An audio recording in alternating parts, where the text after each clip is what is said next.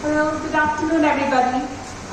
Respected Vice Chancellor, esteemed Registrar, the respected Dean and Associate Dean, esteemed faculty and my dear friends. It gives me great pleasure to stand in front of you and share a few tips or tricks about how to get to the UK. So luckily, as budding doctors, you've chosen the right route, and hopefully you don't have to take such a hard route like Hardy Singh had to take in Dunkley.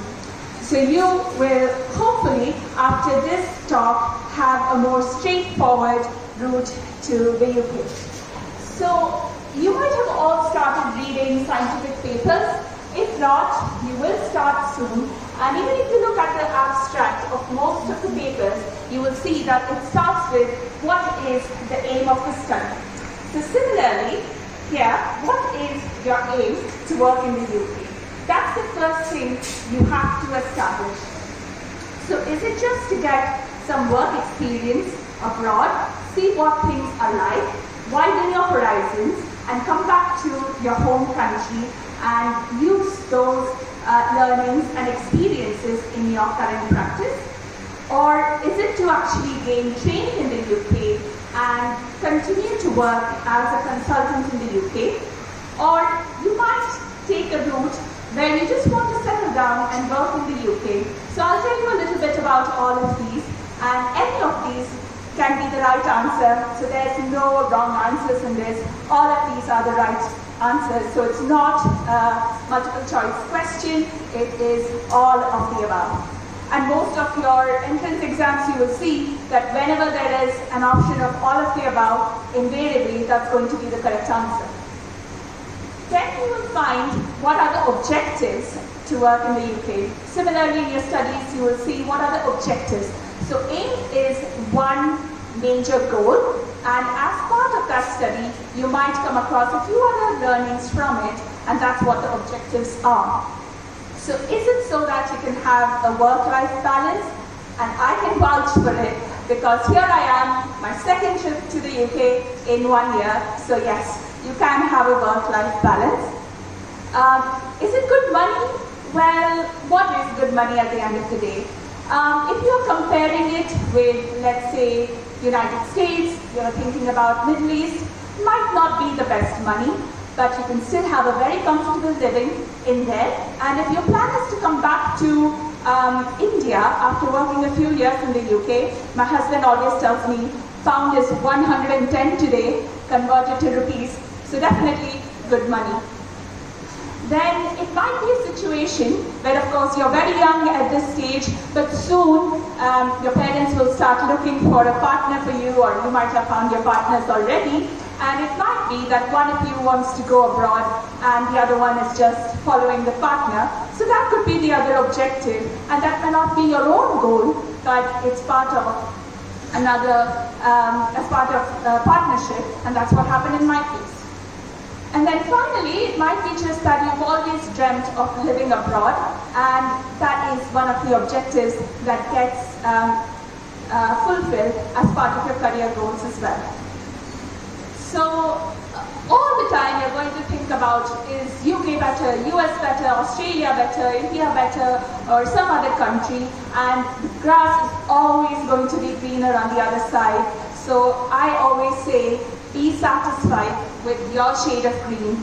If you've chosen a shade of green, stick to it, and believe me, you will be happy wherever you are. This is, of course, if those who aspire to be in the UK, this is just to give you a little bit of tips, but I'm not really endorsing or saying, come on, come over and stay where I am. This is just to say, if this is your goal, I'm here to help you. So what are the advantages of working in the UK? As I said before, the objective is, if the objective is work-life balance, it's definitely going to be met, because the working hours, not only in the UK, but in the whole of Europe, they have labor laws which allow a person to only work 40 hours in their entire week. So you cannot be overworked, it's not legal, it cannot be imposed on you. And recent events, when we keep hearing about people having 36-hour shifts at a stretch, these are not the kind of things that are legally possible. And every time you have to do a duty, you're always compensated with time before and time after, so that you're working with your patients with complete relaxation of mind, and you're not going to be making mistakes because of lack of attention or because that you're exhausted, and that itself can be a patient safety issue. And that's the reason why the working hours are quite strict and stringent in the UK. It is stable income. Currently, NHS is still very much the major medical workforce in the UK. So it's definitely stable income. It doesn't depend upon how much work you do. It doesn't depend upon how many patients you see. It's not a competitive field where, bhala uski safedi meri safedi se behtar kaise. It's not like that. You all will be working towards the betterment of the patient, and you're going to be paid for it. So you're not competing with somebody. You're not looking at how many patients he's got, how many patients you've got. Of course, there is still private practice, but the majority workforce is still NHS, and you are going to be in a state where you're not constantly in a rat race. There's flexibility of work, and not to be anti-feminist, but these are the truths of life for women. Of course, you have maternity leave, you have up to a year of maternity leave, and even childcare, if that's an issue, and I'm not saying this only for women, anybody who has childcare issues, you have flexibility of work, which means even if you are a trainee, you can go into what's called a less than full-time training. So even if you are a trainee, doesn't mean that you have to slog and finish your training within speculated time. You can take your own time, and you can work 60% of the week or 50% of the week. You can choose what you want to do with your own job plan, and that allows flexibility, and that also meets your first advantage, which is work-life balance again. And of course, developed country pros, which we don't really think about when we are in a developing country, but things like free education, free healthcare, these are things that are really bizarre. Like when I go to get maybe a flu jab, I just go there, get a vaccine and come out without having to pay. And the first time I went to do that, it just seemed a little odd to me. Thankfully, I've never had to use it for any other reason, but that is the benefit we don't really think about on a day-to-day basis. And those are some of the advantages in the UK. Two sides to a coin. There are going to be disadvantages. So away from home, of course, you feel homesick, especially if you're thinking about going there soon after your MBBS.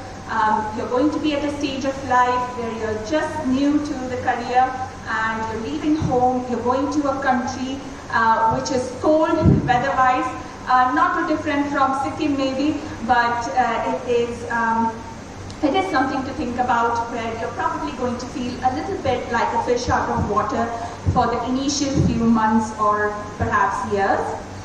It is a long route, it is a tedious route, and it depends upon where you start the route as well.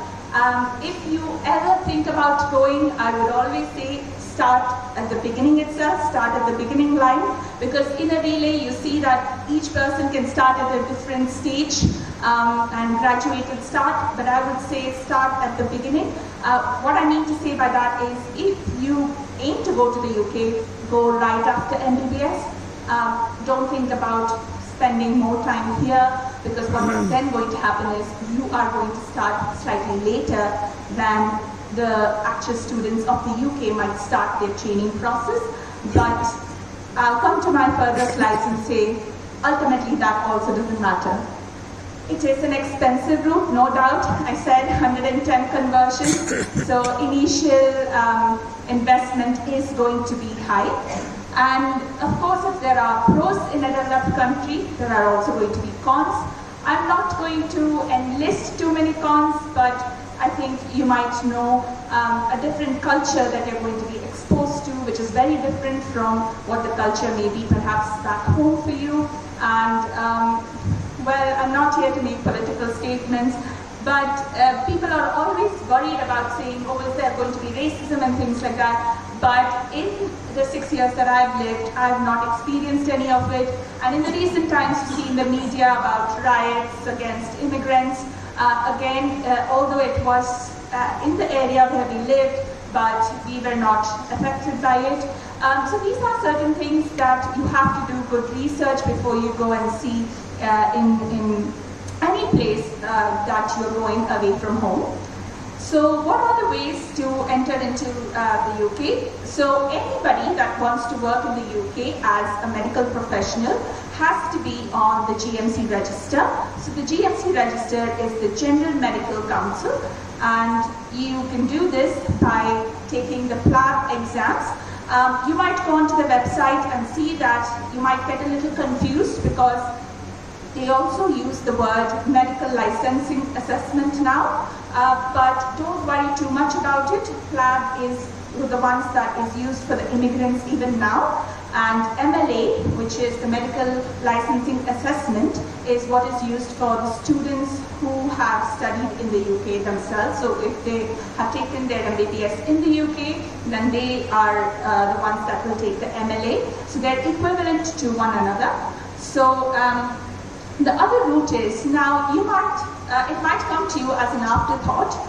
You might decide that you want to go down the PG entrance route here, take the NEET exam, do your PG entrance and get a PG seat, but later down the line maybe you find somebody who's in the UK and you want to travel with them, so you've already done your PG.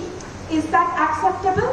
No, none of the PGs that are done in India are accepted by the UK, but you will have to do their own postgraduate degree, and they are from the Royal Colleges. So for obstetrics, it is MRCOG. Similarly, there is MRCS for surgery, there is MRCPCH for pediatrics, and so on. So those will be the acceptable postgraduate routes. There is a route called MTI, that is the route which my husband took. So after he finished his MS and MCH, MTI is a scheme which is Medical Training Initiative, and this is when certain deaneries or the hospitals in the UK sponsor the GMC for a candidate, and in various different specialties the entry route is different. So some of them have a written exam in India, some of them have an interview, some of them have actually zonal exams and then interview. So it's different for different subjects, but MTI is a route where there's a sponsorship of 2 to 3 years of work experience in the UK, and you will be working at a trainee level and co-trainee level in the UK, and you can get experience, and if you wish to continue, you can go into training in the UK, or if you wish to come back, you've always got experience that you will be taking away. And there are certain ways, in certain sections of the workforce in the UK, if there is vacancy and they want to fill it with an international medical graduate, they might also sponsor. So a lot of the times in the UK, it is about being in the right place at the right time. And what are the requirements to enter the GMC register? So you need to have an English language evidence. So Birmingham, here I come. So that's what you've got to learn. Go to any of these English exam coaching like IELTS or OET. We all speak in English, so we might think that we don't need that coaching. Of course, maybe not for speaking, not for listening and reading, but their writing exam, especially in IELTS, is about writing an essay on Taj Mahal. And when we've been writing so much about anatomy, physiology, and biochemistry, it feels a bit bizarre to write about Taj Mahal. So there is an alternate, which is called OET, which is Occupational English Test, where you're going to be writing a discharge summary, or you'll be writing a referral letter, which seems more our game than writing about Taj Mahal. There is acceptable PG or PLAB route that you can take, which is also a requirement.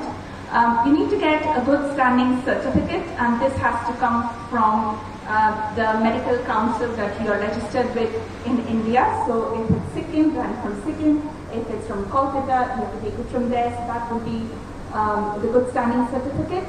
And finally, there's what's called EPIC verification, and this is by the USMLE, the ECFMG in USA. So they've joined hands with the US, and any of your degrees that you want to verify from India is done in US, and they send it directly to the GMC in the UK. And many of you might say, I want to do USMLE. And then you decide, oh, it's too far or it's not working out. Can I then go to UK? The answer is yes. So they do also accept USMLE in the place of PLAB if you've done USMLE. You have to be patient because it is a long route, as I said. You have got to gather all of these evidence in addition to just taking the exam. So if you were to take NEET, you just have to take NEET, wait for it to get postponed, get a new date. So here probably it's do the PLAB exam, do all of these other exams, and patience is key wherever you're going to be a doctor. And of course, save up. As I said, all of these exams cost money. So what do you know about PLAB? It has two parts. One is a single best answer. So not like my presentation, there is one correct answer. And the second part is an OSCE. So it's a clinical examination where you have to demonstrate your communication skills, your practical skills. And communication is given a lot of importance. So things like breaking bad news to a patient, talking to them about a disease which is incurable, talking to them about a stage 4 cancer, talking to them about palliative care. These are the kind of stations that you will come across in PLAB, in addition to, of course, a maneuver that you have to demonstrate or an instrument that you have to recognize. These exams are conducted quarterly, so always keep a watch out and see what the dates are. And best would be to align it with your preparation for NEET exam, because if it's that way, you're going to prepare for NEET anyway, might as well just take the PLAB that's closest to it. The courses are available for PLAB as well, but let me assure you, for at least the first exam, the part 1, it is a piece of cake if you can do NEET. OSCE, of course, you need a little bit more preparations because it's about communication, as I said, and it has to be done in a manner which is expected by the PLAB.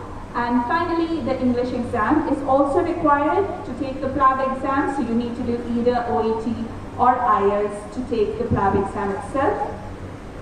And it's not difficult at all. And that's why I said, if you align it with any of your Indian entrance exams, it becomes that much more easier. Don't think of it as, oh, I have to prepare for PLAB, I have to prepare for NEET. No, it's just the same. The only difference is that it's probably leading to a different destination at the end of it, but they're all the same kind of exams.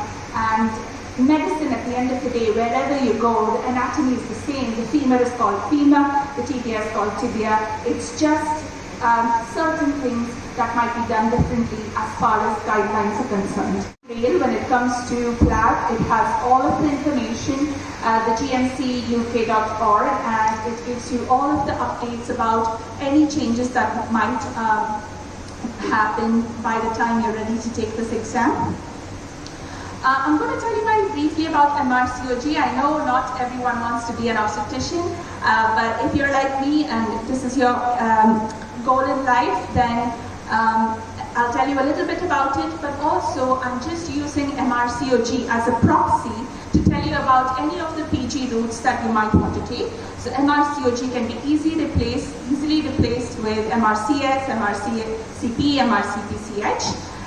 So they usually have 1, 2, or 3 parts, and MRCOG is the one that has 3, the rest of them have 2. So again, it's the same. They have single best response answers, and they have OSCE exams. It's usually conducted biannually rather than quarterly as with PLAB. And of course, they have courses for that as well. And you need to have what's called eligibility. You need to meet the assessment of their eligibility in order to take the part 3 usually, which basically means after 4 years of experience in that field, you're able to take the final part of the exam. So not soon after the PG, you'll be able to take these exams. You need to have worked at least 1 year in that field. Thankfully, the 3 years of PG are included in the experience, and then 1 more year after. So that is the requirement to take any of the PG routes. And for the MRCOG, of course, the RCOG is the Holy Bible, but luckily everything there is royal. So if you're interested in something else, just say Royal College or something else and you'll be in the right place. A little bit about the MTI route, and why I'm including this is some of the specialties like emergency medicine and things like if you want to work in the A&E, you can do that soon after MBBS as well.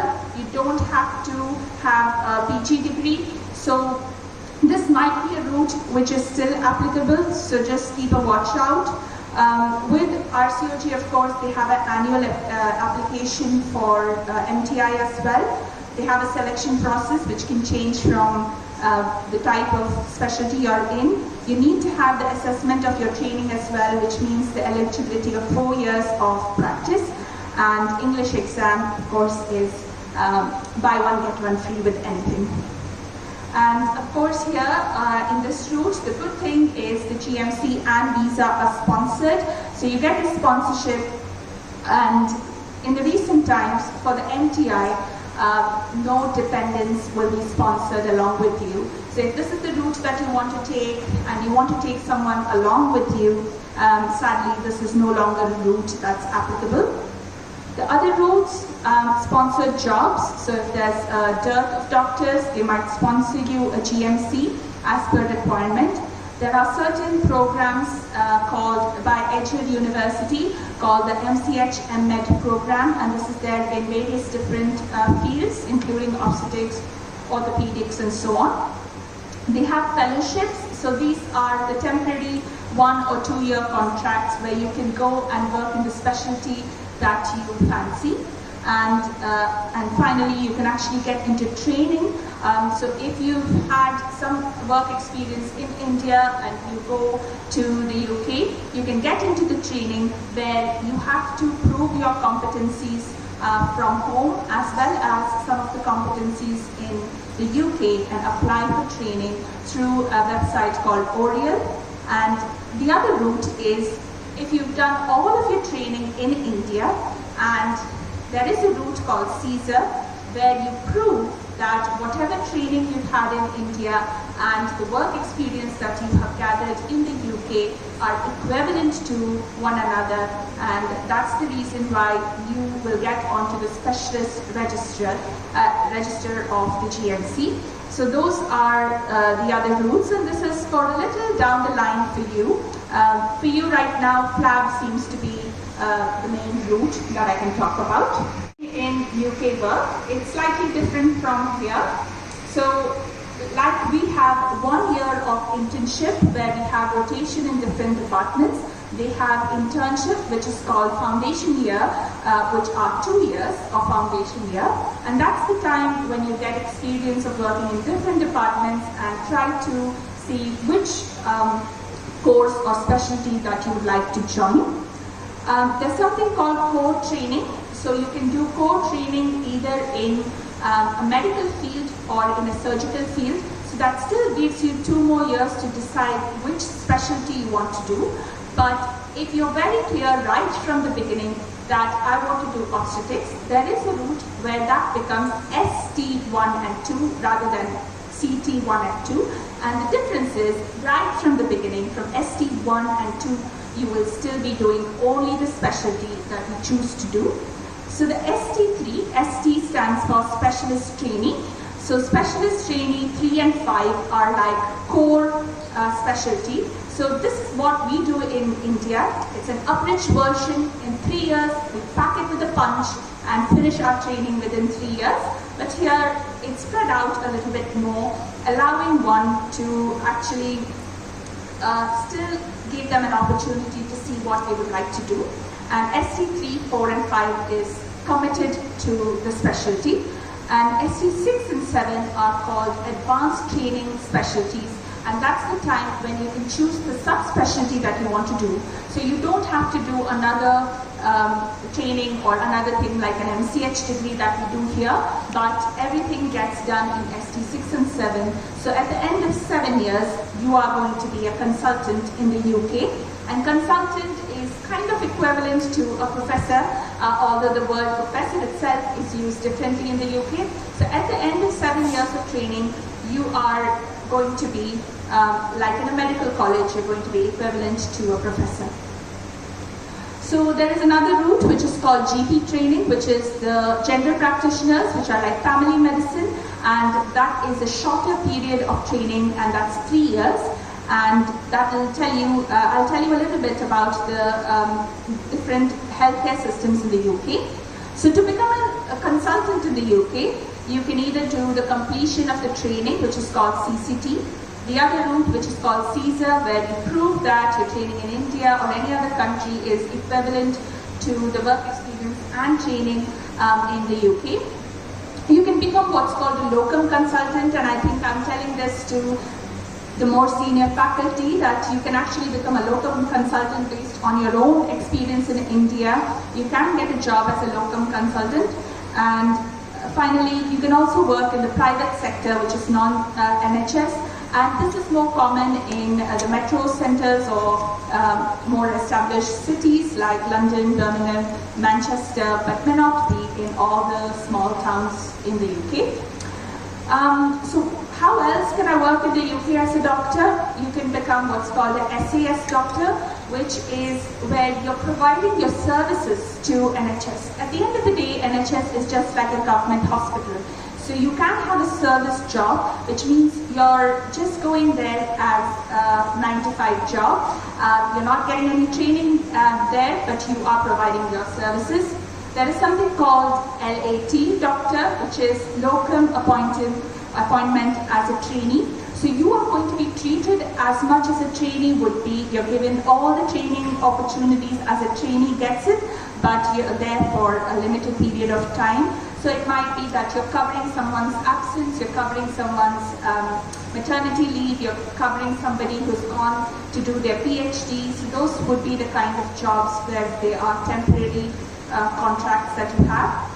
Or you can be a locum appointee in service. Again, similarly, somebody who's already in service, you are replacing them for a brief period of time.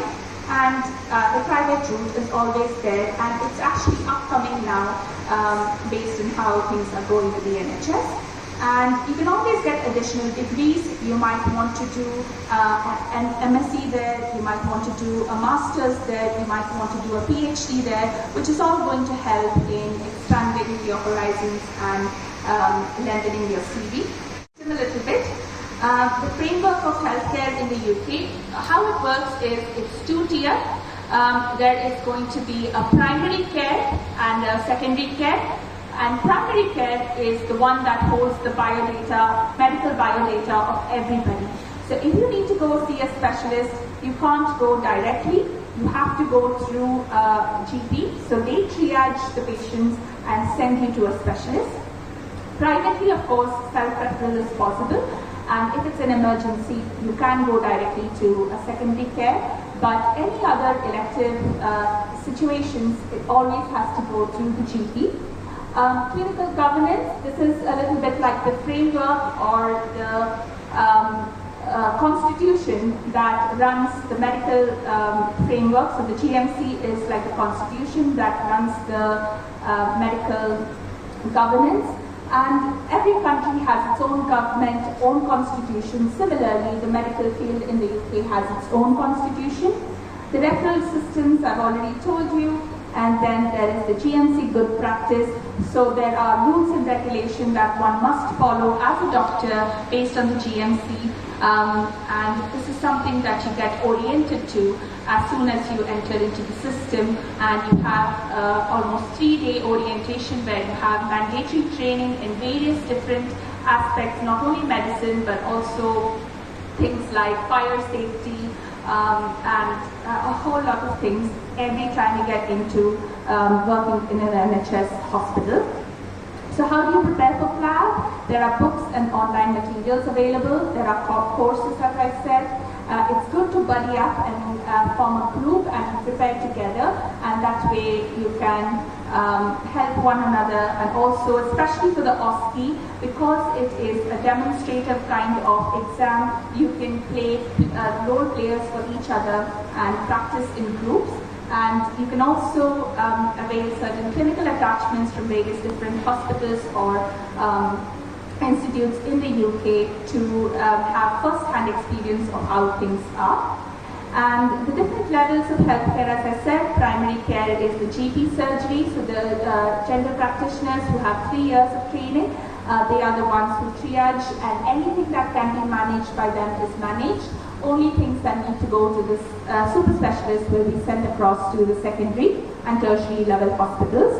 There are university hospitals, so that is very much similar to the medical colleges here. So university hospitals are always attached with a medical college, where there are medical students that learn by working in hospitals, and there are various different trusts.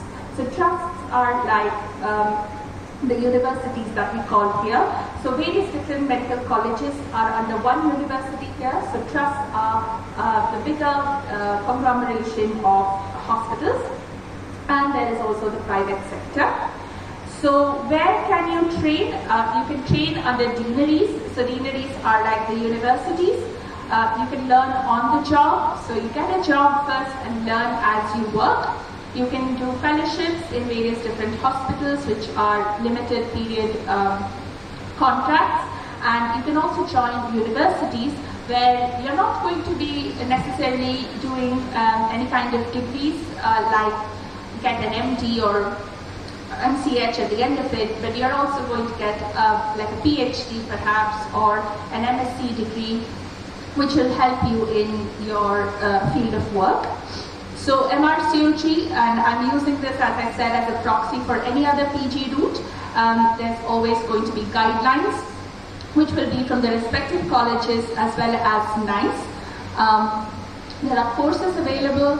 Again, buddying up helps, and having clinical attachments also helps you to have a bird's eye view of what's happening. So finally, the take-home messages from today, what I want you all to remember is, first and foremost, establish your goal. So what is your aim is the first thing you want to know. Be patient, and that's not just to go to the UK, but this field of medicine itself is one where the one with patience will win. Don't ignore the English exam, it is important. And do your research, because things keep changing every now and then. So keep yourself up to date. And if I could, please share some of my thoughts on is chronological age doesn't matter. Don't make yourself a board and say, by the age of 30 I want to do this, by the age of 35 I want to do that, and put yourself in those kind of places, because it doesn't matter. You come to UK, you see that the trainees are going to be maybe 50 years old, 60 years old, and they're still training. People change their pathways, and they change their interests in life very much later in life, and still the age doesn't matter. So don't worry about it. Don't set goals to say, by this age I want to do this. Hard work is the only thing you can do. So there's, yes, luck is something that maybe plays a little bit role. Being in the right place probably plays a role. But the only thing that's there in your own hands is to work hard. And I'm not saying hard work will always lead to success, but it will take you somewhere at least. So that's the only thing in your hands, and I recommend highly that you do that. And I also believe in the rule of 888, and this is not a Chinese rule. It's basically a rule which says that you've got 24 hours in a day. You're going to spend 8 hours sleeping, and that's going to make you a safe doctor because you're going to be well rested. 8 hours of work, and as I kept saying, work-life balance, and 8 hours which you're going to spend with your family, with your friends, and with your own self. Have some me time to yourself and follow this in your life. and work towards becoming a global citizen. It doesn't matter really where you are, which country is better, is this developed, this is developing, it doesn't matter. We're all humans at the end of the day, and work towards humanity, work towards being civil, and you will be successful wherever you are if you follow these. So good luck, and thank you very much for this opportunity once again. It was indeed a pleasure to stand here and talk to you all.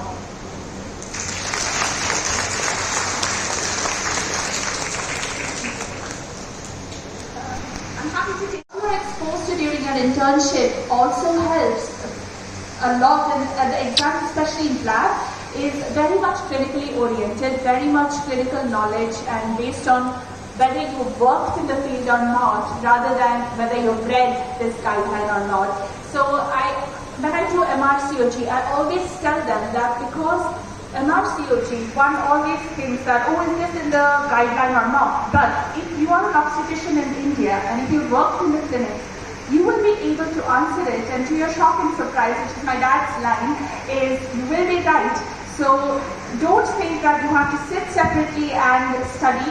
Your experience in internship also is equivalent to the preparation that you do. And of course, have your 8 to 8, and in internship, those 8 hours of me time can actually be spent in studying. Maybe 4 hours a day you can study. And from personal experience, I didn't take any gap year. So soon after during my internship, I prepared for NEET exam at that time and all the other PG entrance exams, and I got my PG seat right after.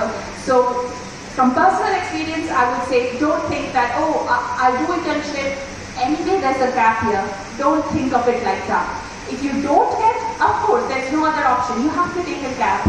But don't think I have a gap year, I'll enjoy my internship, or I work hard in my internship. Don't go with that thought. But if you don't get, of course, there's always a gap year you can take. But start with preparing right from your internship days.